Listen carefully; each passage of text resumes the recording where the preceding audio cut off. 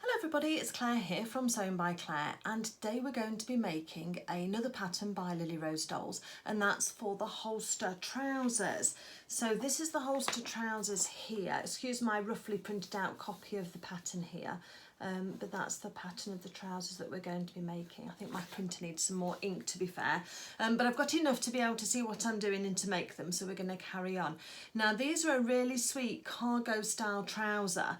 They've got a lot of top stitching to them, and they've got that pleated pocket on the side that sort of sits just below mid-thigh really on the side there. So it's a really interesting construction, so we're going to have a go at going through that, and I'm really looking forward to having a go at these actually. It's nice to be doing something a little bit different. So yeah, I'm really looking forward to this. So I really want to say a big thank you to Claire and Richard from Lilly Rose Dolls, because they have gifted the pattern to me, and this one I've had in PDF form so that I could try out that and see how that works, and it's worked really well. So thank you Richard and Claire for the pattern, and obviously with their permission I can bring you this sew along video. So let me tilt the camera down and we'll talk about fabrics, and we'll talk about the top stitching thread that I'm going to be using, and we'll get started. So I hope you'll enjoy sewing along with me today. Okay, so when I print out a pattern that's a PDF one, generally I'll print out the front cover so that I can put that with the pattern, and I'll print out my pattern pages. But you'll note I've not printed out the instructions. Those I tend to leave on my laptop or on my machine or your tablet, whatever you're viewing your pattern through. You don't need to take that ink and that paper to print those off. As long as you've got it electronically, you can refer to it onto your tablet. So I've printed off all of my pattern pieces, and the other thing that you'll notice I've done is I've drawn my 1/4 inch seam allowance onto my pattern, onto my patterns here, my master copy. Outline that's included in the pattern is your sewing line, so you do need to add 1/4 inch seam allowance. It tells you at the bottom here unless otherwise indicated. So that's what I've done. I've just gone around all of these curves and straight edges everywhere except a fold. On a fold you don't need a seam allowance, and I've added that on. Now that if you're new to adding a seam allowance to patterns, don't worry, it's really quite straightforward, and there is a video on my channel to show you how to do that. So you can look through the Lilly Rose Dolls playlist and you'll find one on there of how to add your seam allowances. So you need to do that to all of your pattern pieces. And as I say, the only one that I've not added it to is the fold line here on the waistband. Everything else has had seam allowance added on all of those sizes. Oh, excuse me, shuffling my papers. So I'm going to keep the picture in front of me because I think it is always useful to have the picture to hand. And let me just show you the top stitching on the top here. So we've got top stitching on this top pocket here. We've then got this folded pocket, one on the side there, and there's one tucking out here, and they've got little flaps on top, and then there's elasticated elasticated bottom to the trousers there, and then they've got a waistband here. So let's get on with doing these trousers and having a go, because I'm really excited. Okay, so the fabric I'm going to be using today is this one that I've picked up from Quorn Country Crafts. And this one is by Primitive Gatherings for Moda, and it's a flannel. So it's got a really nice texture to it. I don't know if you can see that, but a really nice texture to it. So it looks a bit like moleskin, if you're familiar with that kind, or like a mock suede. But I thought that we could use this for our top stitching. How fabulous does that look on there? Look, that lovely russet goldy colour on there. So I'm going to use that for my top stitching, so that you can see it as well. But I think on this style of trouser it's going to look really nice, but we've got to be really precise. So I'll talk to you about some tips for being precise for doing that. So that's my fabric. I shouldn't scrunch it up because I have just ironed it on the other side. Right. The other thing that I wanted to say is that once you've drawn your seam allowance onto your pattern pieces, then you're going to take some tissue paper, you're going to lay it over, and obviously I used a bigger piece of tissue paper than this. Lay it over, trace it out on your seam allowance line, and if you have trouble looking through, just hold it up against a window when it's daytime. You can always sellotape your pattern pages onto the window and you'll be able to see really clearly then. And then I've also just traced on any markings that I think are needed, including the grain line. We need the grain line, which is this double-edged arrow here. And I've also written on it what it is. This is the holster 16-inch trouser, and it's the front, and I've got to cut 2. Excuse my scruffy writing, but as long as I can read it, that's what matters. So I've done that with all of the pattern pieces so that they're all ready to go. That does mean then that I keep the master version of my copy, which is here, all intact, and I put this into a freezer bag, fold it in half, and it'll go in a freezer bag, and I'll pop all of my pattern pieces in here as I finish with them, and then I can save that. But it means that if I lose any of these tissue paper pattern pieces, I can come back to my master copy, trace off a new piece, and we're ready to go. Whereas if we'd cut this out, then we wouldn't have it, although you could argue you've got it in electronic form on your laptop or your computer. So there are pros and cons each way, but I always just try and keep a master copy so it's to hand for me when I'm using the patterns. So let's just pop that to one side for now, and let's have a look at our fabric. So I'm going to fold this out now because we do need one small piece of fold, which is at the top here for the waistband, but the rest of them are all just cut on the straight of grain. Now, it's important to get the straight of grain on our fabric, and if you remember, there's warp threads and weft threads. I always get them mixed up, but warp and weft threads, and they create a grid of threads that then combine to make your fabric. And if we aren't careful when we're laying our pattern pieces out on our fabric, say our fabric is slightly off to on a slant like this, I'm exaggerating it for the camera, but if your fabric is off on a slant here, where you can see it's wider here and narrower here, and we cut our pattern pieces out on this fabric with this cross grain, then we're going to have problems getting that garment to sit straight whenever we're wanting to iron it or press it. It's just not going to be quite as crisp as we would like it to be.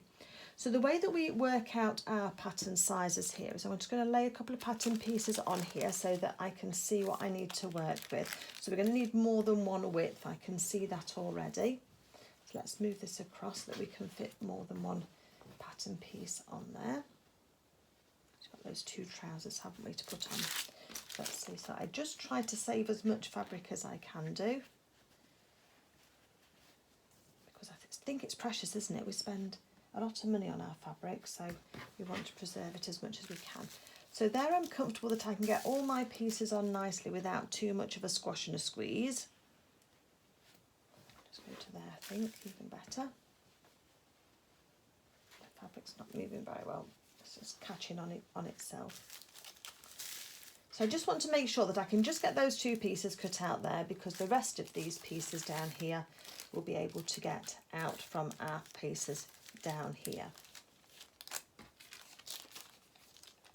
Just pop those across there, and that will fit along the bottom there, I think. And we'll be able to have some movement up there as well. So I think that's pretty much the layout I'm going to go to. So I can see that I can get all of my pattern pieces on here. And you may have a longer, thinner, skinnier piece of fabric. So just work with whatever you've got to make that work. This was just a 1/2 metre that I purchased. And then I'm going to get my tape measure. And to make sure this fabric is on straight of grain, let's just take these off for now, because we don't need those on just right at this very second. It was just to give us enough, so make sure we've got enough space. I'm going to now measure from the fold, let's do it in centimetres, from the fold across to this selvage edge, and I'm 27 centimetres just there. And then I'm going to go to the top here, and I measure from there, and I'm just under 27 centimetres there. So I know that my fabric isn't quite straight. So now I can just straighten it up slightly, reinstate my crease, and then let's have another look and see. So I'm 27 centimetres there, and now I'm 27 centimetres there. So I know that my fabric is on straight of grain, so that's great. So let's pop that out of the way. If yours isn't, you just need to adjust it until you get the same measurement from your folded edge to your selvage edge over here at each point along your fabric, and then you'll know you're on straight of grain. So this, I usually place my fold pieces first. That one's going to fit at the top. Just make sure that if you're going right to the top, that both edges of your fabric are there together. So let me just pop that onto there. Pop a pin in just to hold it still. I'll just put a couple of pins in just to hold it steady for now, and then I'll go back in a moment and off camera when you're doing yours as well, and then I can just pin the rest of the piece on. So that's that on there. So then these two pieces here can go straight up to the top here. So we can't fit them both down there, so we're going to have to adjust them up here. So I can tuck that one up there. Let's make sure that that's on there and not interfering with that piece. That's fine. And we've got a grain line on our trouser piece here. So again, what I'm going to do now is, well, the first thing I ought to do is extend the grain lines.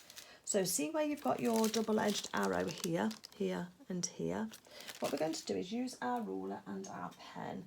And I'm just going to line up my ruler with that existing grain line, and I'm just going to extend it down my pattern piece. Because the longer the grain line, the greater the accuracy of the pattern piece being straight of grain. So I'm just extending that, just like that, from where it was, just making it longer. So here's my original grain line, and now here's my extra long one. And I'm going to do that again on this pattern piece here as well. So if you want to do that to yours. So back to where we were then, let's pop this pattern piece here. Just make sure our fabric, we've got it pinned down, so that would have been fine. So I put my pattern piece onto my fabric just here. Let me move it down so that you can see as well. And then what I'm going to do is, using my tape measure, is I'm going to measure from this fold line here across to that grain line. And it's just, I can get to 22.5 centimetres, just there. So then I'm going to put a pin in towards the top of that grain line. Just make sure that it's, I'm just missing the selvage edge there, so that's great. And then I'm going to measure again from the fold line across to the bottom of that pattern piece, that grain line. And I was slightly out, I was on 23 centimetres, so I'm going to slide that pattern piece in at the bottom here until that grain line's on that 22.5 centimetres line. And then I'm going to put a pin at the bottom of that grain line, just to hold that piece down. Let's go now on to the next pattern piece. And again, let's do the same. Let's measure from the fold line to the top. And we can go to the 2-inch mark, I think, just there, which is 5 centimetres, isn't it? Let me just get that onto the 5 centimetre mark. That's nice. And then we're going to put our pin in at the top. And then I'm going to go down to the bottom of our pattern piece here and adjust that until that grain line is running down onto the 5 centimetre mark, and then a pin at the bottom. So I'm now confident that these two pattern pieces are straight of grain, and this one is because it's on, that's the waistband is straight of grain because it's on the fold. So now I'm just going to use the other pattern pieces now and pop those onto my pattern, onto my fabric, in order to get those all onto straight of grain as well. So if you want to do the same with your pieces, make sure they're all straight of grain, and then if you want to cut that, put more pins in obviously than I've put in now, that was just to anchor them down, and then cut those out, and then we'll meet back here and we'll talk about notches and tailor's tacks in order to move this forward. Okay, so once you've finished cutting out, then you should be at the same position that I am. So we've got our trouser front, our trouser back, we've got the pocket that's shaped like this one, we've got the top pocket which has this square corner, so they vary because this is deeper and that one's got a square corner, so we've got those two. We've got this pocket lining, and we've got our waistband. We've got our pocket flap, and we've got our pleated pocket as well. So I'm going to just now talk to you about putting notches in so that we can see where we are, and also about doing tailor's tacks, because I really like to use tailor's tacks when I'm sewing too, because I think they're a really great way. You can use a heat erasable pen if you want to as well, and we'll talk about that when we get onto the tailor's tacks. But first let's talk about notches. So first of all, what I do is I tend to put us to one side anything that doesn't need a notch or a tailor's tack. So the waistband doesn't need anything, so let's put that to one side. The pocket lining that's shaped like this doesn't need any notches, so let's pop that to one side. The pocket with the rounded bottom here, that doesn't need anything on it, so pop that to one side. The pocket with the square corner, that doesn't need anything, so pop that to one side. And the pocket flap doesn't, so we can pop that to one side. So you're just going to need your trouser front, your trouser back, and your side pocket here. So using some snips is what I tend to use. We're just going to use the points. You just want some sharp scissors just to use the point. And then we've got some lines here where the pleats are. So we're going to put one notch on the top of each of pleat. And by a notch, we just make a snip in our fabric just by a couple of millimetres, just at right angles to that edge. Just there, just watch out for your pins. You don't want to try and snip your pins, it doesn't work. And then we've got another one just there, and you'll be able to see those markings quite clearly. Now, for now, I'm not going to put in the fly at the moment because we're going to do that pleat quite soon, and I want to keep that separate to the fly. But in a few moments, we will put another little notch in the fly as well. But for now, I don't want that to confuse me with my pleat pockets. So I'm just going to do the two solid lines, is what I'm saying. On this one then, on the back, I'm going to put a little snip just at the top of each dart leg. And we need a tailor's tack on there, so let's keep that to one side. And then on the side pockets, I want you to mark the centre point of A that hasn't got a line down the middle. So if you look at this piece here, we've got this A in the middle here where there isn't a piece. I want you just to mark that with a little notch top and bottom for me. And then I want you to go across and find the other parts that are A, and I want you to mark those with a notch. Please note, I'm not marking the B lines at all with a notch. So just the A ones we want to mark, and I think that'll help be a little clearer for everybody. So I've marked A on the top here, A just there, and A just there, and on the bottom I've marked the centre A, and then A to one side to the left and A to the right as well. That's all I'm going to mark on there. So pop that to one side too. Okay, so next let's do our tailor's tacks. Now, if you wanted to use a heat erasable pen, you can do. And if you want to do that, you're going to take one of your pins, you're going to pop it through the dot that you've got at the bottom of your dart. You're then going to peel back your pattern, take out your pins to peel back your pattern piece and to reveal the inside of your fabric. And then when you pull your fabric apart, you'll see where your pin goes inside that fabric, and you can do a dot at those 2 points. Please make sure that you use a heat erasable pen or pencil and you don't pick up a permanent marker by mistake, because otherwise that could soak through into the front of your garment, and that would be a real shame. The way that I like to mark is I like to do a tailor's tack. So let's go on and do a tailor's tack instead. But I just wanted to show you, because some people like the quicker, easier way first, don't they? Let me just pin that pattern piece back on so we keep everything all nice. So we've got a piece of double thread here, contrast to the fabric that we're using.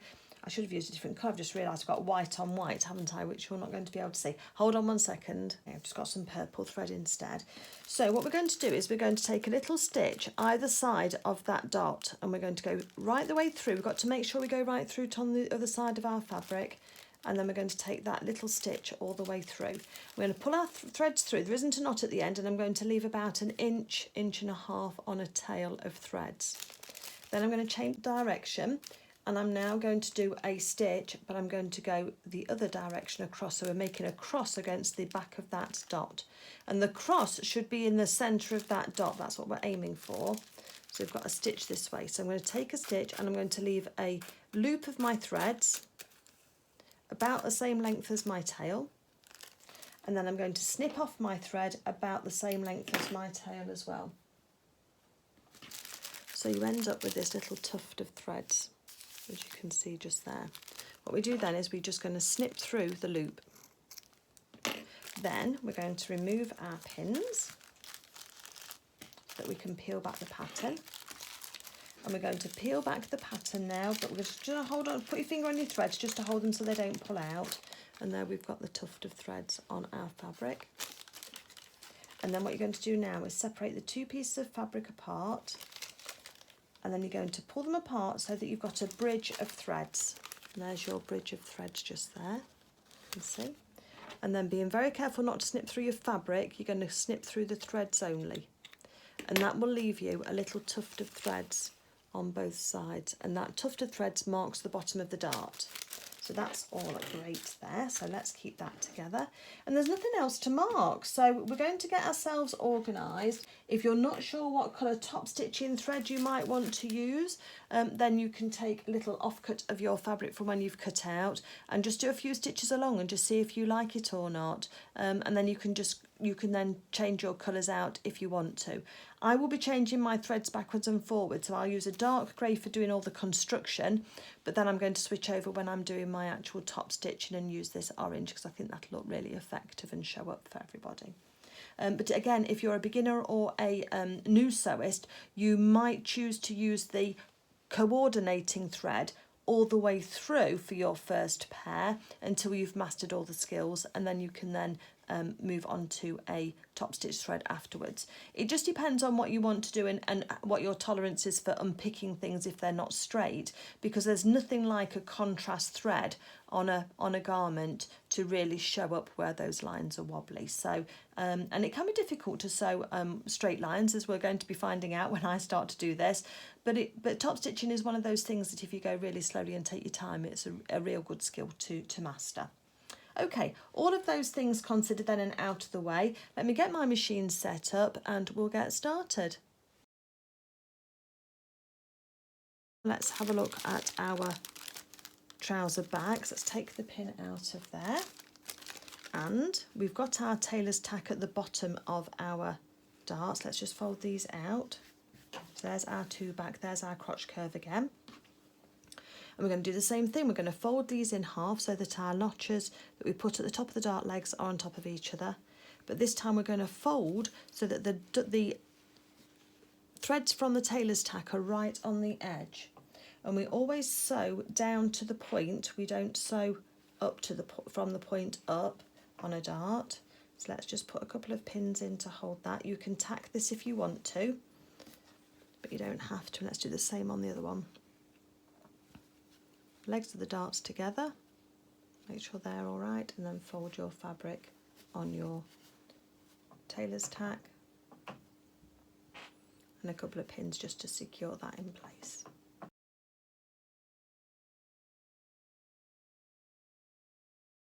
So there we go, those are the two then are ready for sewing. So let's go to our machine. I've got this threaded up with a dark grey thread ready for sewing on my trousers, and we're going to line up the start of our stitches with the start of that little notch. So I'm going to line that up with my machine, and I'm going to take my first pin out before I even start stitching because it was very close to the top. We're going to angle our presser foot down towards the bottom of the dart, towards our threads, and I'm just using this 2.2 stitch length here, so it just has to be quite small, and reverse at the top after holding on to your threads, and then we'll take your pin out because this fabric should hold on to each other quite nicely, and we're just going to aim our stitches down to this dart at the bottom. We're going to sew right off. We're not going to reverse, we're going to sew right off at the edge there. So leave yourself some tails. If you've got a machine that cuts it off, then you'll need to switch that off just that little bit, because at the bottom of darts, when we've got our threads like this, we always take our threads, separate them out, and then we do 3 knots at the bottom. So that's 1, 2, 3. You don't reverse stitch on a dart because it can make it super pointy, or it can distort the bottom of the dart sometimes. And then we'll cut it off with about a centimetre of a thread left, and then we're going to take out our tailor's tack threads because we've finished with those now. So there we've got our lovely dart stitched into our fabric, and that's what gives the shaping on the back here, can you see? So that looks all lovely. And then we are going to now do the other one. So let's go ahead, line our other dart up, take the first pin out before we start stitching, hold on to our threads, couple of stitches back, and then we're going to aim for the bottom of that tuft of threads.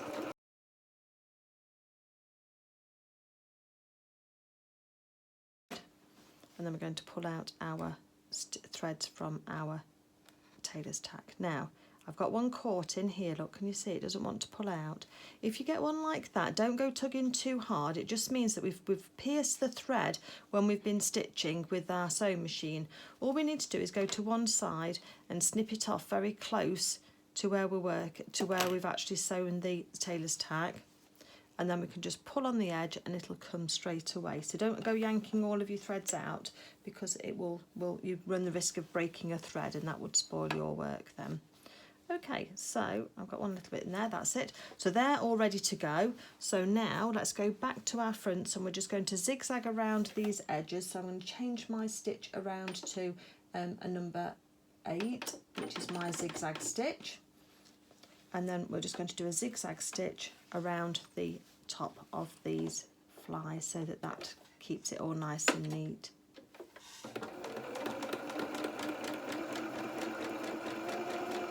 Stops any fraying.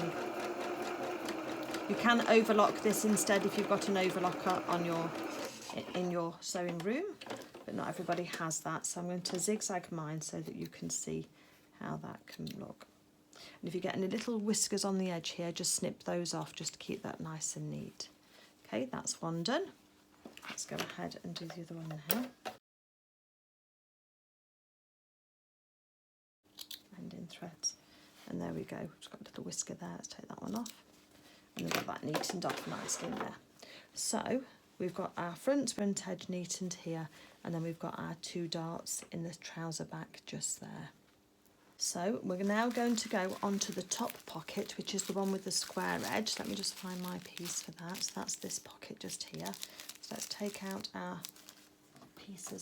pins out of this one, and we're going to be doing some pressing on here because it's quite important that we get this all nicely pressed. So let's have this here to one side, and what we're going to do is we are going to be neatening off this edge along the edge here. We're going to turn in the 1/4 of an inch that we've added, but I want to do something called a mitered corner at the bottom here, because I think that's a really nice finish, and I'm going to show you how to do that. So let me get my ironing mat and my iron, and then we'll work on these pockets. So I've got my wool pressing mat, which I really like because you can pin into it, but you don't need to go out and buy one of these. You can use your ironing board. You can sometimes pin into those if they've got a fabric top. So the first thing that we're going to do is we're going to fold over this bottom edge, and we want to be making a 1/4 of an inch seam allowance. So let's just have a look on there. It's quite tiny, so be careful. Just get it right as best as you can. They need to be even with each other, so the more accurate you can be, the better. And what I like to do is I like to put pins into my pressing mat, which will hold that seam in place for me. We're just going to go across the bottom to start off with. So I can measure that across and make sure that's all nice and neat. That's there. Okay, so the pins hold it in place, so then it just makes it a little bit easier on your fingers, because then I can use my iron to then press to go over this seam edge here to hold it down. And once we've got it sort of in place, I can take the pins out and then just give it a little bit of a better press, especially with a bit of steam. That really does help. And we're going to be doing the same with both, but I'm just going to do it with one at the moment to show you. So the next thing we're going to do now is we're going to work on this longer side here, and we're going to do exactly the same thing. So I'm going to fold that up, find my 1/4 of an inch and put my pins in, and then that will hold everything in place for me without burning my fingers whilst we do this next bit.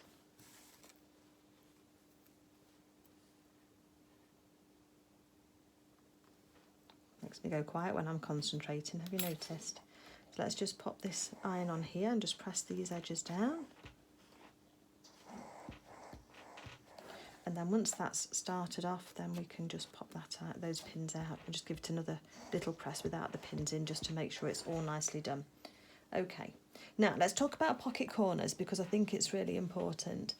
Because on the pocket corners here, you may be used to doing an edge like this, but then when you sew it, you fold it up like that. But whenever you sew it, you always seem to have a little bit of a raw edge there. So if we were to put this onto the pocket front here, let me get the right side push to show you. Oops, no, that's the wrong one. This one here. So if we're going to be putting this onto here like that, then what happens is that the pleat here, the edge here and on the corner, it tends to have a tendency to poke out, and then you can see it whenever you turn a corner on your pocket. Don't know if you've ever had that or not. And I like a different weight with mine. So what I'm going to do is just keep that all nice and flat. And what you can do is you can sometimes see, and hopefully you can see on the camera here, where we get this square that is made by the two lines. So we've got a line going across here. Let me get my awl to show you. Hold on 1 second. So we've got a line going across here, and we've got a line coming up here. And what I want you to pay attention to is this little square just here. Because what we're going to do is, first off, is we're going to cut off this little triangle bit here. So take off that bit there between those two lines. So that's just taken off that corner there on that edge just there. Then when we go back to our ironing board, I want you now to notice the difference between this cut edge we've just made and that point just there. Because what we're going to do is we're going to fold our fabric back so that that point is right on the edge of where we were sewing. It should be about the 1/4 inch. I'm just going to put a pin in just to hold it for us, because we want to just press that into place with the nose of our iron. Then what I want you to do, you can take that pin out now, is I then want you to refold up your 1/4 inch on this side, and I want you to refold your 1/4 inch on this side. And with any luck, you get a little point in your corner. Just hold that back while that just goes up. You should get a nice point for your corner. And if you use your pins again to hold it in place while you just press it, and I'll show you what happens. It's called a mitered corner, and I think it gives a really, really nice, neat finish. So that's what it looks like from the inside. We've got those two edges folded in. But from the outside, it looks like it did before. But if you look on your edges, you've got no raw edge to poke out. So you get a really nice corner on the edge of that pocket. Again, it might be a step too far for some people, but if it isn't for you and that you really like the effect that gives you, then that's a really good corner to do. So if I just fold that out for you, you can see again what we've done. So we took off, no, but let's do the other one, shall we? And then that will be, rewind the video if you need to see it, because rather than me take up extra time to show you, because hopefully you'll be able to see that, and that'll give a nice pocket. So I'm going to go do the same, exactly the same on the other one now, and then we'll have those ready and we'll be able to place those. Okay, so I've got my two pockets with their mitered corners, and I've got my two front pattern pieces. And you'll notice that on the screen I've been telling you that I've undone the tacking on my pleats, and that's because I think these pockets are easier to apply whilst it's in the flat. So I have undone my pleated tacks, but we'll come on to the pleats later, so don't worry too much about that. But what we're going to do now is, with the right side of your fabric facing up, and I've got the crotches together and the flies together, we're then going to take each pocket in turn and we're going to place it over so that the curve that's cut out on the side of the trouser here is going to match the curve on the pocket. And you're going to need some pins for this. I'm going to pin one down in towards the edge just there. And my pocket is just slightly higher at the top there, so don't worry about that too much. It'll just have been in my tracing. There might have been a little bit of an error for me in the pattern, but if yours is the same, don't worry too much. So long as this curve is correct and that it starts and finishes, you know, and you've got it all covered right up to the top of your fabric piece, then all will be well. So I'm just going to, whoops, that one doesn't want to go in properly. So I'm just pinning these pieces on now so that they now match nicely. I just moved it slightly as I pinned it, so just keep an eye on your curve, just make sure that you keep that intact. It's better. I think sewing is just checking and double checking all the time, isn't it? So that's one pinned on there. You can see I've got a point as well, a pin on the diagonal in towards that edge just there, and that's deliberate because it's much easier than having you can get much closer before you have to take your pin out, rather than if you'd have pinned along this seam here. It's just a lot more effective way of pinning. So let's do the other one again. So let's get this side edge lined up first. Just pop a pin in just to hold that into place. Make sure your seam allowance is all tucked under and keeping your curve correct on your pocket here. So pop that on as well. And then once you've done that, you can make sure all of your little corners are poked under on your mitered edge for your pocket. And then once that one's too bent, once you're happy that it's in place all nicely, then you can then pin that in place too, going down into that corner. And there's mitered corners as well are a little less bulky as well to try and get on top of and off as well. So next thing I'm going to do now is I'm going to set up my machine with my top stitching thread, because we're going to run a row of stitches down here and across to the corner and across here. So let me get my machine set up with my top stitch thread and I'll come straight back. So I've threaded my bobbin and my top thread with my top stitching thread, that's the word I wanted, and I'm just going to run a little sample across here and just show you the difference between doing the different size stitches. So I'll start off with the normal construction stitch and do a few stitches to show you, but then I'm going to change my stitch length up to a 3 and then show you again. And this is a really good way of just having a quick look at your top stitching and just making sure that you're happy with it. So if we have a look at this little sample here, we've got some quite narrow stitches there, but then the stitches, which are the slightly longer ones, I think always look a little bit neater when you're doing this kind of level of detail. It just looks more deliberate.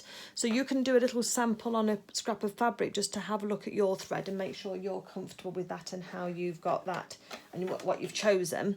And then what we're going to do now is I am going to line up my needle. I'm going to move my needle right across to the left, and I'm just going to have just the very edge of my presser foot onto my fabric. I can just see through this section of my, where's the organ? Here it is. Let's just see through this little window, if you like, on the presser foot. I've got my needle right across here, and I can just see the edge of my fabric just going through and where my needle's going to be. And that's the best way I can think of lining it up. If you have too much room to play with when you're looking through that little hole in the edge of your presser foot, then you'll have too much leeway and it can make you wobble then. This is what it does for me anyway, so it might do for somebody. So I'm not going to back stitch on my top stitching. I always just do one direction on my top stitching, and I've got that level 3 that... You can tell I've had a break in filming, can't you? It's the next day. So my stitch length is up at 3 so that's nice and even, and I'm not back stitching.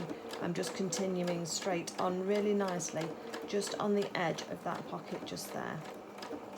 So again, I leave my pins until the last minute, and then now we're going to gauge where we are. And if you want to hand crank this with your hand wheel, then you can do until you're right on the edge. Then I'm changing direction. And now I'm going to just help it the fabric through if it gets stuck, because we don't want we don't want those stitches to go wobbly. And then I'm just going to go up the edge here, keeping an eye through the window on the edge of my fabric all the time.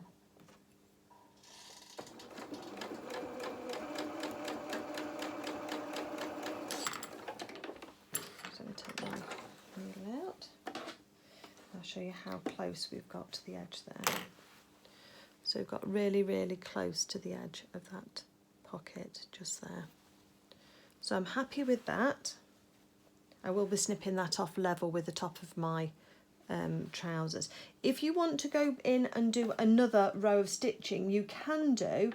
You've just got to remember to either keep your stitching in one side, because I think on the picture it's got double stitching. You can't use a twin needle because you can't get this corner turned at the bottom with a twin needle, so that can be quite difficult. So if I was going to do my stitching again, I would now move my needle across one point, so across 2 little clicks, and then I would now keep my original stitching just inside my window all the way through, all the way down, And I've got to stop about just a movement away. It's not too far. So sometimes we have to just gauge it. Okay, and then across the bottom here now. So you can do that double twin needle effect. You've just got to take it really slow, and hopefully you could see how slow I was doing that stitching. And you'll note I've not reversed again, but that's that double stitching now that's on there. So if you can tell, because you've got two separate rows of stitching, if you're not careful, one goes into the other. But by keeping the same reference point as your original line, and then moving your needle instead and then duplicating what you've done, I found that gives me the best success. So I'm going to go ahead now and just do the same on this pocket too, and then that will make that nice. But if you look, there's no raw edges poking out on any of that corner now, because that's nicely mitered. Okay, I'll just do the second pocket and then we'll carry on. So now I've just straightened off the top of my pockets with my edge of my trousers, so that I didn't have that sort of step at the top there. But there's our two pockets just nicely sewn on there with that twin stitching.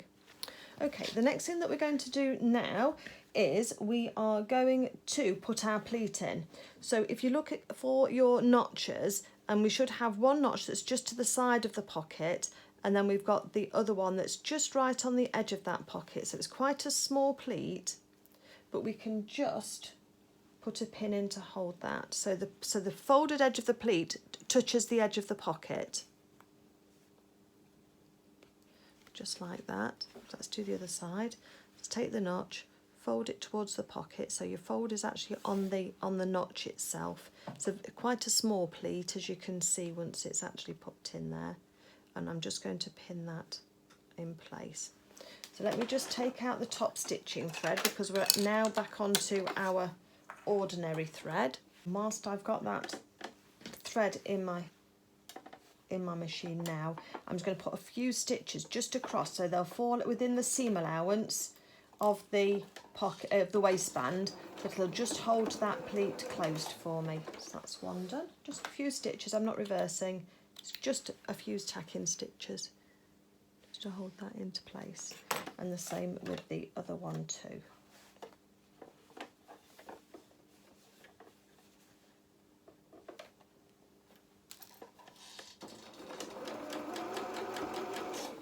Just means we can't forget about the pleats, and it also means that they just can't come unravelled for us without us realising.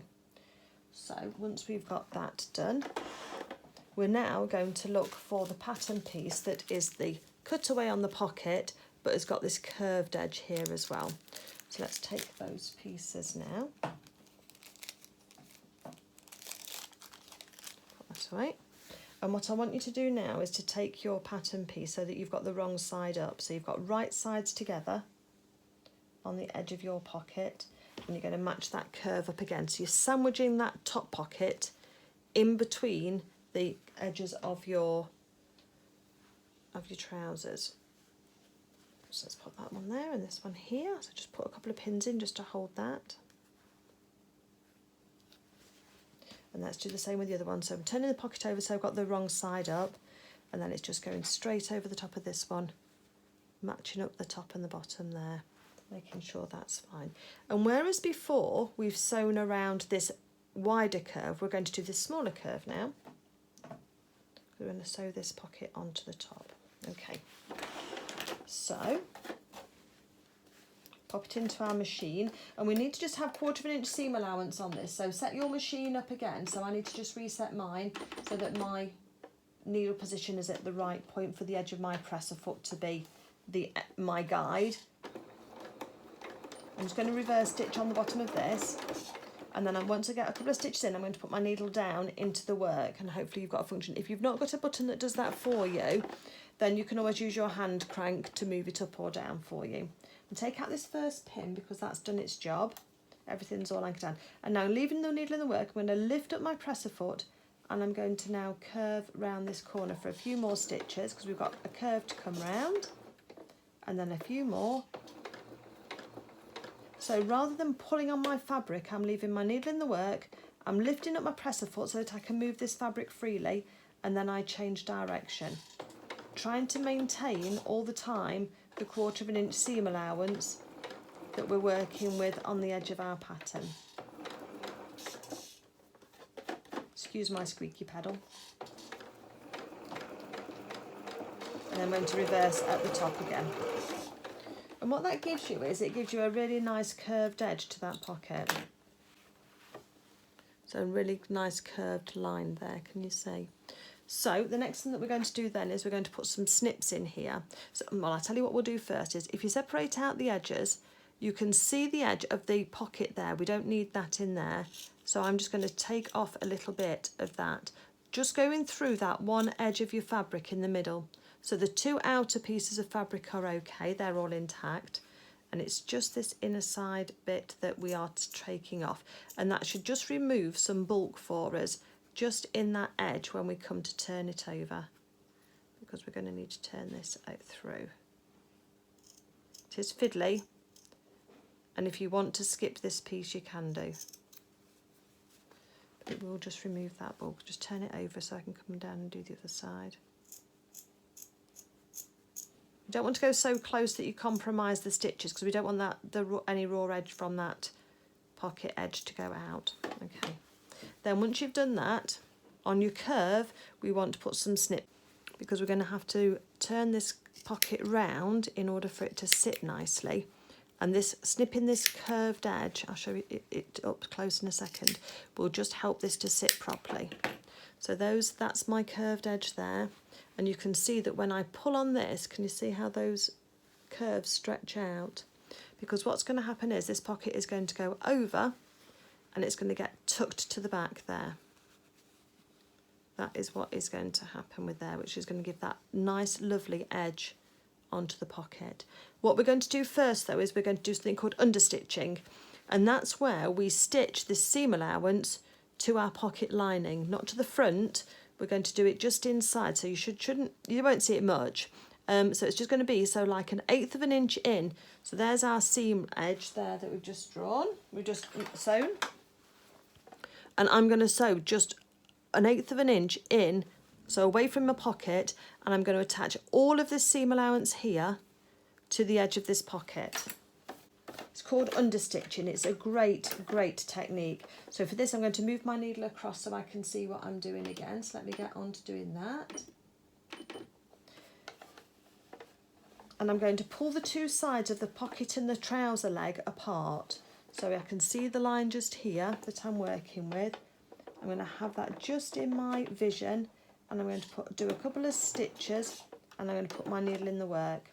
Because then almost right on that curve, I need to now lift up my presser foot, which I've done with my needle in the work, and I'm going to pull the 2 sides of the pocket and the trouser leg apart. I don't know if you can see with my fingers.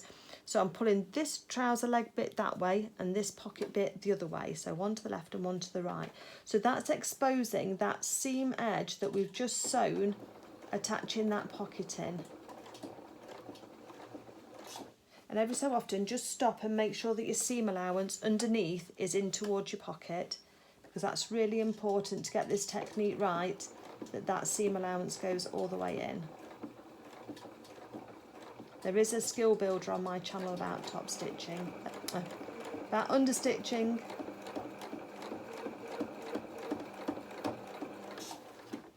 Let's take that out and I'll show you what it looks like.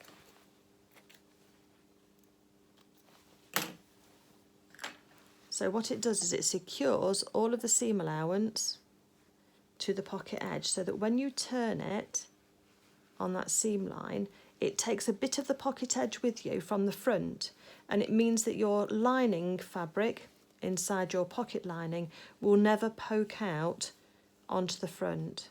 So that gives you that really, really nice edge, which we'll press in a few moments. So that's all nice and neat. So let's go ahead now and do the same with the second one. First we're going to sew the curve, then we're going to trim out anything if we can do. We're going to clip that seam first, and in order for this to sit flat, you've got to have it open so that these little notches can open to allow the fabric to spread and to sit nicely. If you don't, it's not going to sit nice and flat. So it may, if yours isn't, it'll be because you've forgotten to snip it, or you've not snipped it far enough in so that you've got almost to your stitches. And then you want to just pop it into your machine again and then do that understitching. And then we'll move on. Once you've got both pockets understitched, then you should look like this with your square pocket corner and then the pocket bag sticking out. And then we're going to get the final part of our pocket, which is this one here. I'll keep some pins handy because I'll be needing those. Pattern piece out the way. And then what we're going to do is turn this over so that we've got the wrong side up. So you're putting the right side onto your pocket, and then you're going to match up those two curved edges together. So there's one at the top of the waistband. Let's come down to the bottom of the pocket, and they should just sit on top of each other perfectly. Don't worry about what's going on at the top end here. Just concentrate on that curve going around that pocket edge. Mine's slightly off just there, but we can straighten that up as we're sewing. So that's how that goes. Okay, so let's do this one again. So we've got our pocket bag, and there's our extra section there. If I turn that round, you can see the inside. And I'm going to put right side, so the waistband on the flat piece, and then we've got the curve together. So let's put a pin in there to hold that section just there.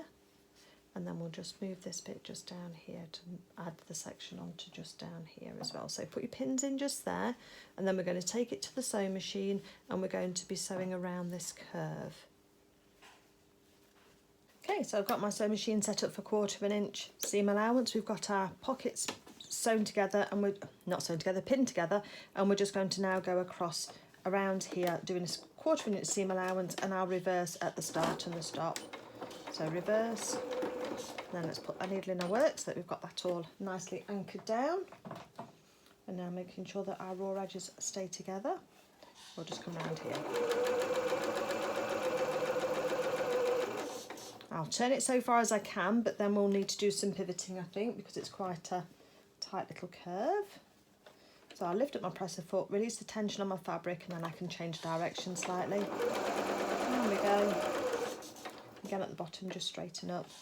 And I'm going to reverse at the end as well.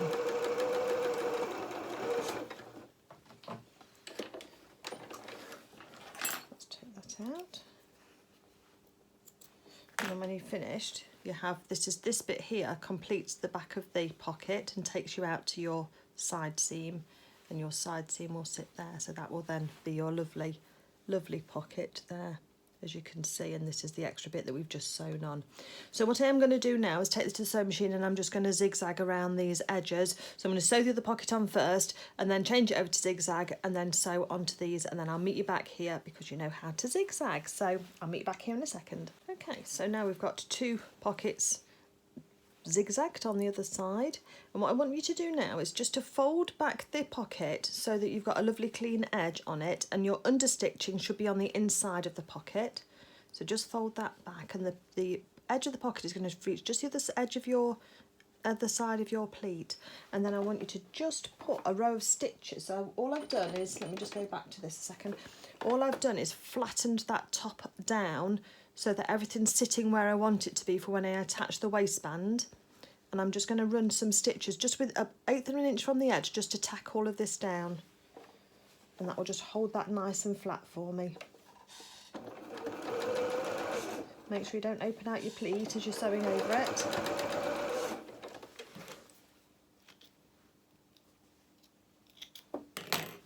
So that's held down that top bit now, so that all becomes one. And then on your side seam as well, make sure your understitching is towards the inside of your pocket. Just get all of your raw edges together. They should all sit nice and flat. And then again, you're going to now just do a little row of stitches, just holding the edge of your pocket. So if I show you from the inside, what we're doing is we're attaching this edge. You can see how it can flap up at the moment. We want to anchor that down.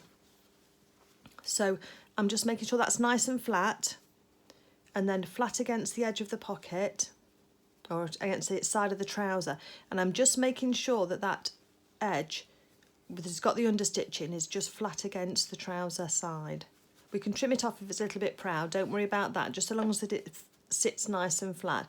And you can see you've got a lovely clean edge on your pocket, and there's no top stitching on this edge of your pocket because that understitching is on this inside edge, just inside there. So on the top you don't want to see that understitching. And then once you've got it all held, you can pin it if you want to. I'm just going to hold mine down, take it over to your machine, and then just right on that very edge, we're just making that row of stitches, which will just hold everything together for us. And it'll be hidden in the seam allowance when we actually sew these trouser legs together. So that's what it looks like. That's that stitching there we've just done, and this here. So where I'm a little proud just there, you can see just there where it's a little bit proud, just got a little bit of a step. I'm just going to smooth that off. And then I'll do the other side, and then we will then, once we've done that, I can do the other side in a second, can't I?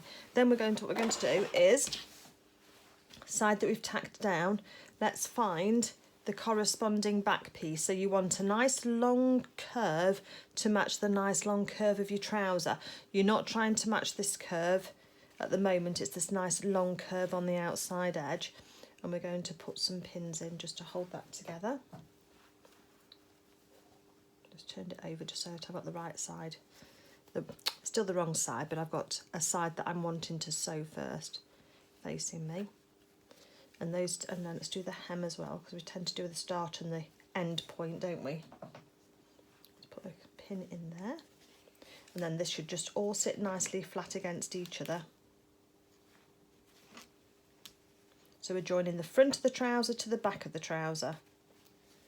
So there we go. So if I open that out, there's the back with the dart, and here's the front with our top pocket. So we're doing that outside leg seam, and that's that long seam here that goes all the way down. And we're going to sew that with a 1/4 inch seam allowance, and we are going to reverse at the top and the bottom. Just make sure, so I've got my dart there, I'm just going to fold my dart out of the way so that I'm not sewing that down. Set my machine up for a 1/4 inch seam allowance, and then once I have sewn this, I'm going to zigzag it as well. Let's reverse stitch there. It's quite thick where this pocket is, so just take your speed down a little bit, let your machine just accommodate it. Raw edges together, remember.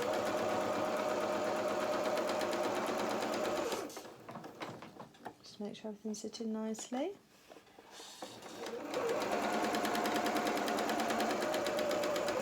Then reverse at the end. There we go. And then when we open this out, you'll see we've got a front trouser and a back trouser. And now you can see those tacking stitches, how that's just enabled everything to sit straight, because there's our little pocket. See how nicely that's all sitting on that edge, all ready to go.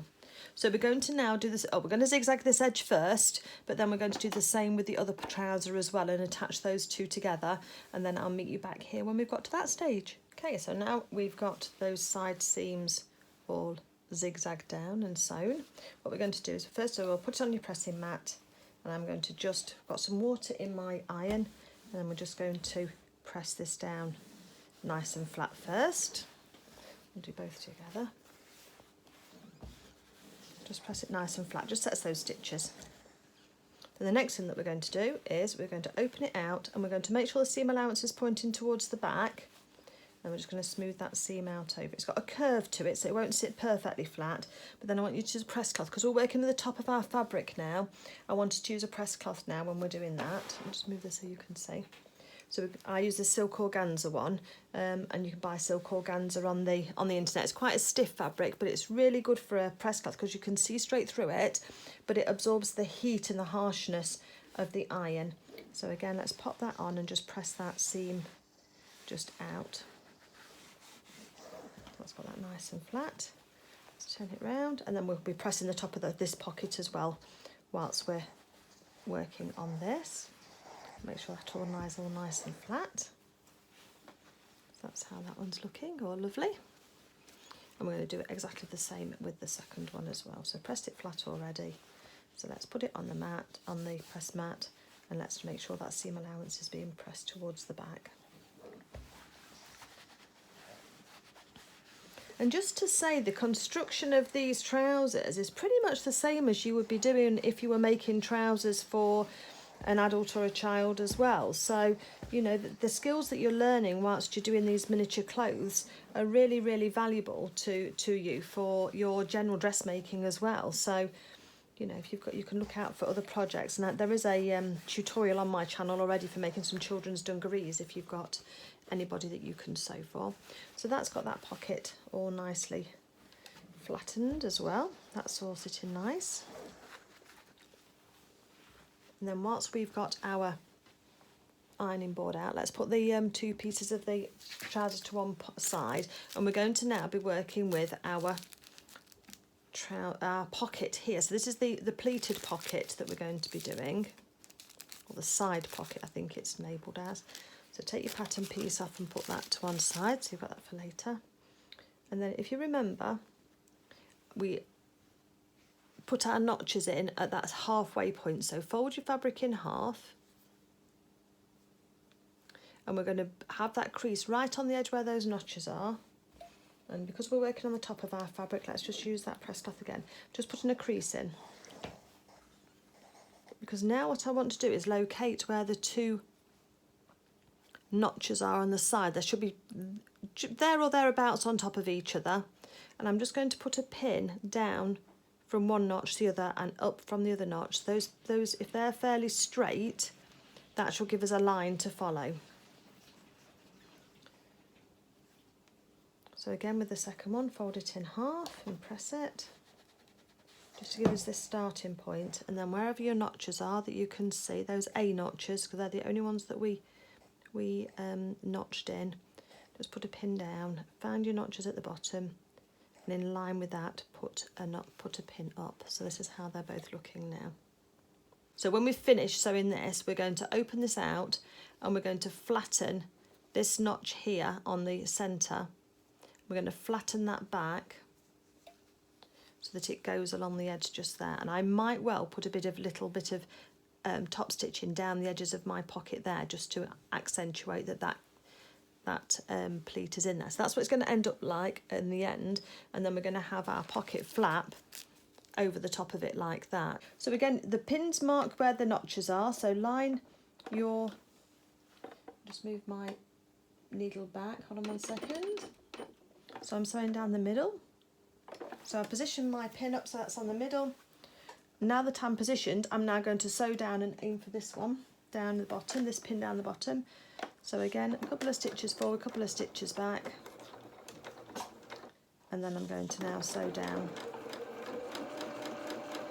It's basically a straight line that we're sewing, and I leave the pin in right to the last minute so I can see where I'm heading, and then I'm going to just reverse on the bottom edge.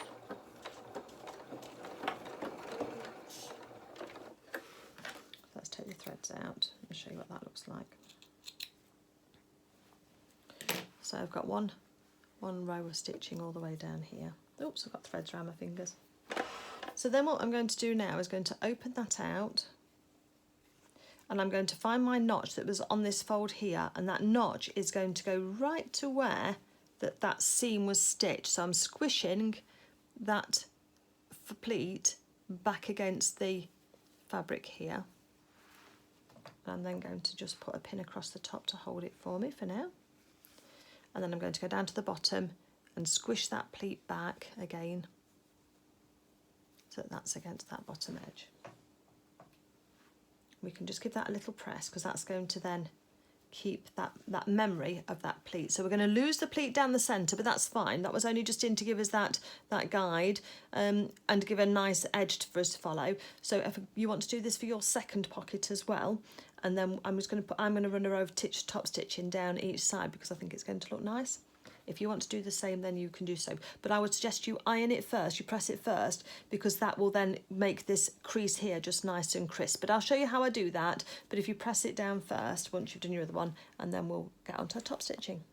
Here we go, I'm just about to press mine. So the way that I do it when I've got a pleat like this that might move and I've got pins, I don't want to iron my pins in because that leaves a mark in your fabric. So what I'm going to do is put my press cloth over the top, and then holding through the press cloth, I'm going to then release that pin, And then before I do anything else, I'm then going to put my iron over the top.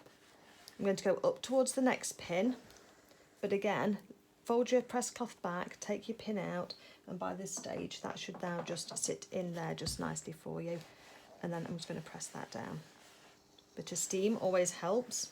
And you can see then you've got a lovely crisp edge to your pockets then. Then what we can do is, I shall do the other one. We're going to press the top stitching thread into our machine, and then I'll meet you back here for doing that top stitching. Okay, so all I'm going to do to my top stitching is I'm going to fold this back section here. So that's the wrong side of my pocket, that's the right side. So I'm going to fold this flappy bit here towards the back to expose one of the edges of my pocket. And then I'm going to line my machine up, and I'm going to put my stitch length up to 3 again, which is my top stitch length. And just going on the edge of this fabric here, I'm just going to do a reverse at the top just to hold on to that. And then I'm just running down the edge of that pocket there. And because we've got the second one here, we can just run from one straight onto the other. Get it lined up perfectly. And again, you're trying to keep that stitching really, really nice and straight. And the way that you get your stitching nice and straight is by having those reference points on your presser foot that you always refer to, so you can always see where you are. And then to do this, that's that one, just on there. And then I'm now going to fold the other side back, and I'm going to do the other bit of top stitching down this side here.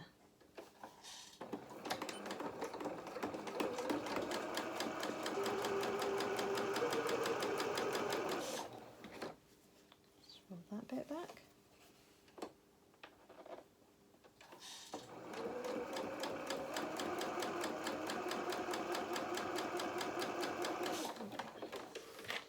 Some I've reversed and some I haven't. I'm not going to stress too much about that.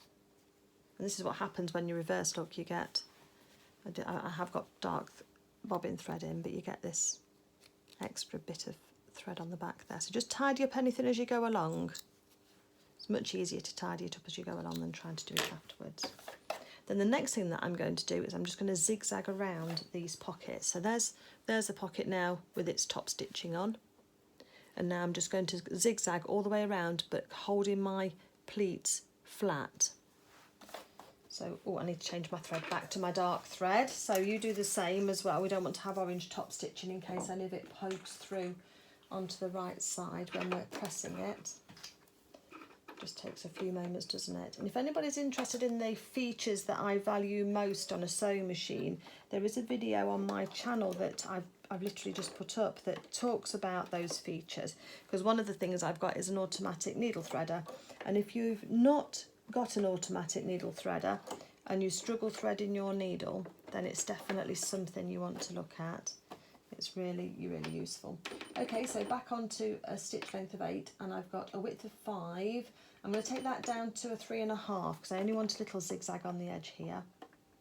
And I'm just going to zigzag across the edge here on all 4 sides. So when I come to one, I'm not going to bother about the, oh maybe I am. It just sometimes, it's just difficult to turn the corner on a zigzag stitch.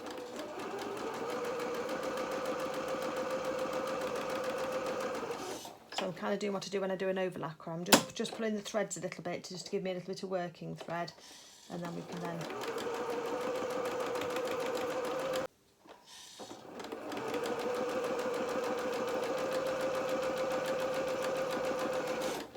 So I've made sure that I've not gone over my 1/4 inch seam allowance with my zigzagging.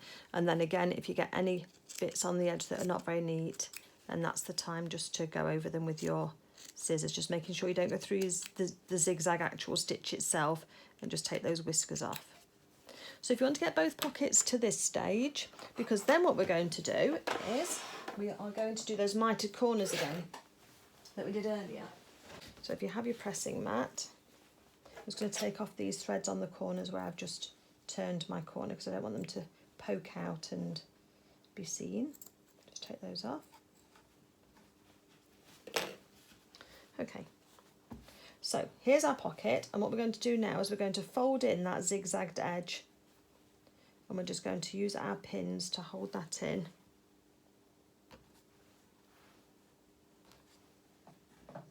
and pin that in place. So it's roughly just over what your 1/4 inch is, and because we're working on the back, I'm not going to use my press cloth as such. I'm just going to press it now. Like that. Then let's turn it round and do the other one. The two ends are the most difficult to do because you've got all that thickness of that pleat as well in there. So just use your pins and that will help you get it folded down and get it under control, to get it tamed. And you can see how well it stays by looking at this one. Look, it's nicely turned over and staying in place. And then once we've done that edge, we're going to do the other two as well. So fold out the ones you've just done, and then fold over the last edge, well, next to last edge that you've got to do.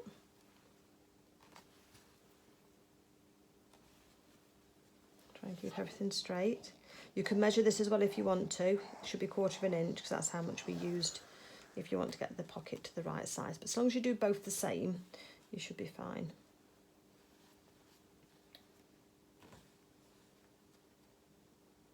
Bent pin look. Okay.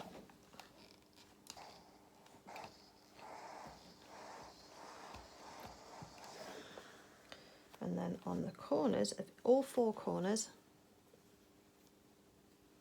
I'm going to take off the edge. Can you remember we got the intersection of those 2 lines where they've been folded over, and you just take off that corner.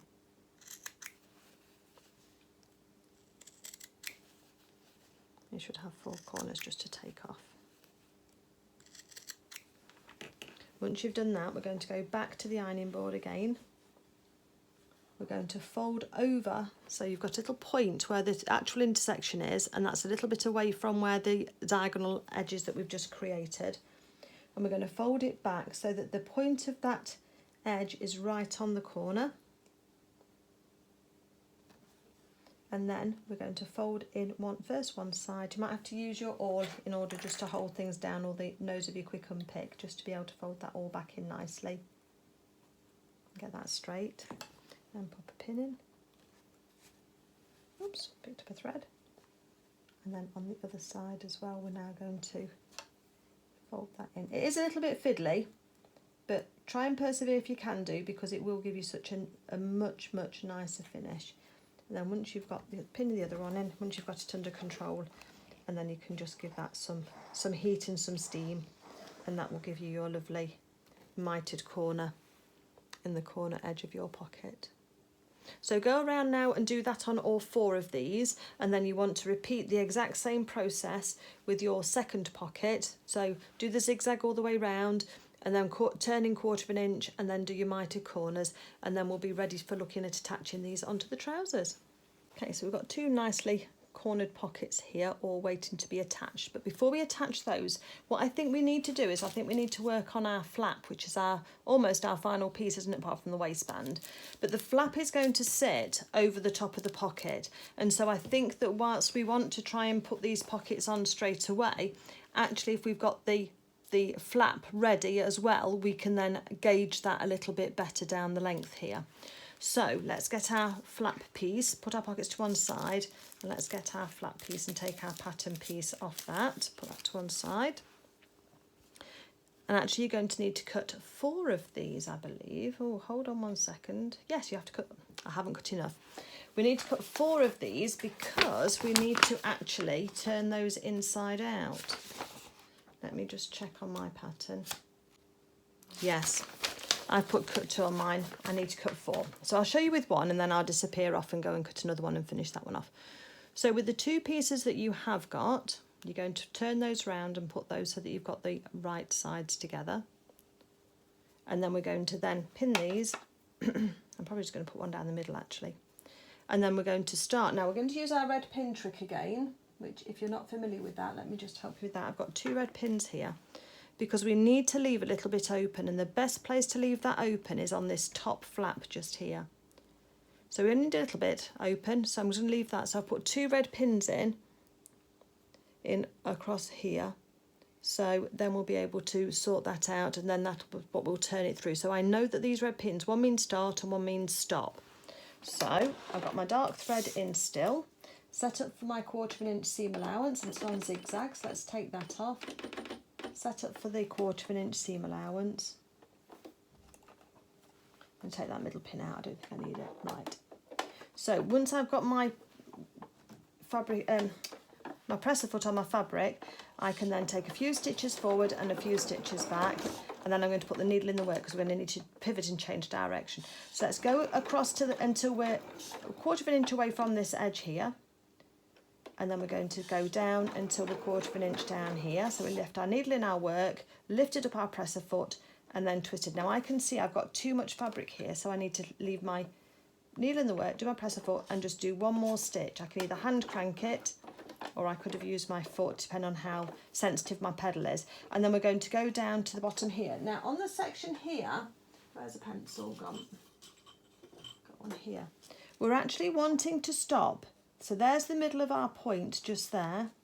And we've got 1/4 inch here, and we've got 1/4 inch there. So we're wanting to stop just a little bit further up so we get a nice clear point. So if you need to just mark up your flap so that you've got that area that you can see, then that's always good. Otherwise, you can start to stitch, and then if you think you're getting close, leave your needle in the work and then turn it, because you'll see if you've got too much fabric this side, and I have still. So I know I'm at least 1, maybe 2 stitches more. Probably 2, I think. And then now when I turn, I can see that my presser foot's right on that edge, so I can then carry on up this side here. And then we're going to do the same thing again. I've just taken my pin out because I do know, but just be aware that you're going to need to leave that gap open. And then across the bottom here. And then again, we're going to come across into this side here. And then remember to reverse at the end there. So this is what we've got for our little pocket flap. It's going to be a very cute little pocket flap, isn't it? So now we're going to take off these corners just slightly wider than 45 degrees. I always take over a little bit more because I think it sits better then. So again, a little bit more than 45 degrees. I don't ever trim this bit here because we need that fabric to hold on to for when we stitch it down. But we've got another one here, so let's take that one off as well. And you might be tempted to trim it all down, but actually these edges here gives your machine something nice to hold on to when you're top stitching. So try to resist the urge to cut off those extra bits. And then across the bottom here, let's take that off as well. So you're going up to, but not through your stitches. So you want to be close enough that you can turn this through, but not so tight as to compromise that seam at all. And then once you've done that, let's pull these sections apart. And then we're going to tuck this extra bit up here. It's quite fiddly, so just take your time, just reach inside, and then you'll be able to pull that internal section out through that gap that we've left. If you've got a little knitting needle or a turning tool, you can use that as well. That always works well. Give it a little wiggle as well, that helps. So I'm just pulling this all through now. Just looking for what I'm going to use. I think I'll use a pin to turn mine through with. So now I know that I've got some more fabric there. You've just got to be careful if you're turning with a pin, because it's very easy to pull a thread out and to make a bit of a mess. So just be careful with yours. Take it nice and steady.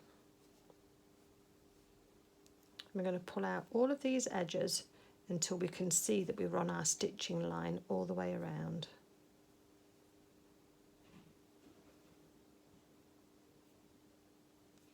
So nice pointy corners if we can. Oh, can you see how I've just pulled a thread through? That's what you need to be careful not to do if you can help it.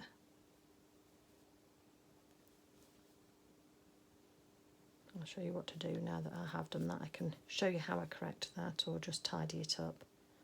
So we get onto this point down here, just make sure that's nice. And just by kind of pressing with your fingers afterwards, it does just help finger press all these edges just so that they sit nicely.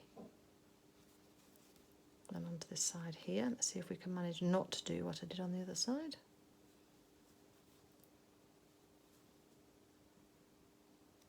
Oh, no, you see, you're probably better off with a turning tool.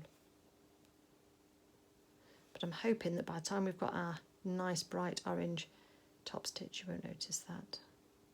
Or if you're not happy, go ahead and make another one. You know, there's going to be scraps of fabric you can use that will mean that you've not got to go out and buy more fabric from your cutting out. There should be some scraps left over. So you're wanting to make sure that your stitches are right on this edge because we want it to be the perfect size. And because you're doing one this side and you're doing one the other side, then they've got to be even. So that's why your seam allowance is so important, just to keep that nice and neat. Where I have got little thread that's come through, I just snip it off really close to the edge. Depends how many threads you've pulled through. If I'd pulled through several and it was looking a bit really messy, I'd probably go ahead and make another one. Only takes a few moments, doesn't it? So then once you've got that all ready, what I want you to do is just tuck in the open edge, because that needs to look about 1/4 of an inch, and that should be nice and flat on the top. So you can see the opening there at the moment, but I'm going to take this to the iron in a second, and I'm going to use my press cloth, and I'm going to press that flat, and that's going to give us that lovely top pocket. But I am going to go and just over top stitch down the side here, across to the point, across to here, and then back up again. So let me just get the ironing board and let's press this first. Just make sure that edge stays in. So you want it to be lovely and smooth. Press cloth, where's my press cloth? Oh, it's here. I keep losing everything. I don't know if everybody else is the same. That's probably the universal law of sewing, isn't it? That every time you go for something, it's not where you think it is. So give that a nice press. So it does just set the seams, and it just makes everything just nice for top stitching. And we can make sure that that looks as even as we can have it as well. Usually press both sides, because with it being quite thick, then it's quite good. Just watch your fingers, you don't burn anything. And we can see that that closure is fairly close. Now we can slip stitch that closed if we wanted to with a little ladder stitch, or when we actually top stitch this onto the trousers itself, it's going to catch the seam allowance and it will close it. So I don't think I'm going to slip stitch mine closed at the moment, but I think I'll try and get my top stitching when we do attach it to the trousers really close to the top there. So let's top stitch this one for now. I'm not going to top stitch along the very top edge. I'm going to leave that for when I attach the trousers. I'm just going to, so I'm going to leave that edge is just going to be left open, not open, well it is open because of the gap, but I'm not going to put any top stitching on that, just down this short side, across the bottom, across from the point, and then up to the other side again. So that's what I'm going to be doing with my top stitching. Okay, so I've just put top stitch in the top of my machine, not in the bottom. And I'm not going to reverse on the edges because this is all going to be seen. So we're going to change our stitch so it's on right to the very edge. And so I can just see the edge of my flap through my aperture on my pressing foot, on my foot, not my pressing foot, my presser foot. And then I'm just going, oh, and stitch length up to 3 as well, nearly forgot. And then I'm going to take a couple of stitches forward, put the needle in the work so I can see where I am, and I want one more stitch forward. Not quite a full stitch, half a stitch. That's it. And then I'm going to turn. Oh no, we could have done a full stitch.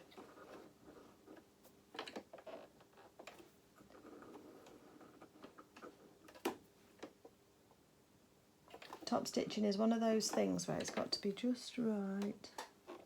And if this isn't right, I'll take it out and do it again. So, no, I'm going to take it out and do it again. I can see already that it's not quite right. So hold on 1 second. And I think this is the difference between knowing when it's good enough and knowing when just before you go too far. Let's just start again. Just take my threads out. I say it's never unsalvageable until you've actually snipped something off, and then at that point it generally is unsalvageable. So let's do stitches down. And then let's twist across.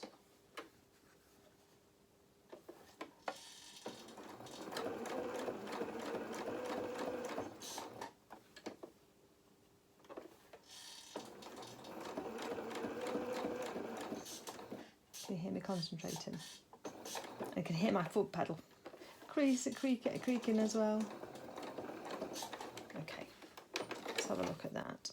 So I'm leaving some lengths on it so that I can tie those off. So there's my top stitching on there that feels like that's okay. So what I'm going to do now is separate out these threads from one another. There's my awl. And I'm going to pull it through. Should I pull it through now? I'm going to tie it over the edge. Let's tie it, normally I pull it through, don't I? But because we're right on that edge and I want the top stitching to go right up to the edge, I'm doing 2 knots like that. So it's just taking that orange thread over the edge, and then I'm going to find a hand sewing needle, which I've now lost. Hold on one second. Now I found my needle book. I'm going to thread up a needle with the threads that I've just knotted with both of them. Talk amongst yourselves, folks. I should putting my glasses on, really. Yes, I've got both. Okay, and then so on the back, so the dark side is the back, is then I'm going to put the needle in close to where the knot is, or right on where the knot is, and I'm going to slide my needle down between both sides of this flap, and then come out somewhere in the middle. And then when I pull those threads inside, if I give them a little tug, then that knot will just come in from the side, look, and just give a really nice finish on that edge. So now what I can do is, if I put a little bit of pressure on the threads going through the middle, then when I snip those off, they'll just jump back inside and you won't even tell they're in there. But having those long ends, so first of all, without reversing, you've got a nice neat edge, but also then with tucking those threads in with a nice long end, they're never going to poke out and be little spiky bits. So let's do the other one as well. So I'm taking that orange thread right over the top as I do the other one, and I'll just do the other one exactly the same, just a couple of knots just to hold that in place, those threads in place for me. Thread my needle, thread it through, and then pop it through between both layers, and that job will be, as they say, the job will be a good one. So I'm then going to go on and do my other flap exactly the same way as this one, and then when I'll come back to you then when we're on to placing our pocket flaps and our pockets onto our trousers, and then so that we can get those stitched on, because we're getting towards the end now. So I hope you're enjoying yourself. If you're not a subscriber already but you're enjoying this video, I'd be really grateful if you would consider subscribing. It doesn't cost you anything, it just means that I know that you're there and you're watching, and it's really nice. And if you wanted to leave me a comment, or you wanted to tell me where in the world you're watching this video from, that's always lovely to know as well. So I'll go and complete another one whilst you all do that, and then I'll meet you back here.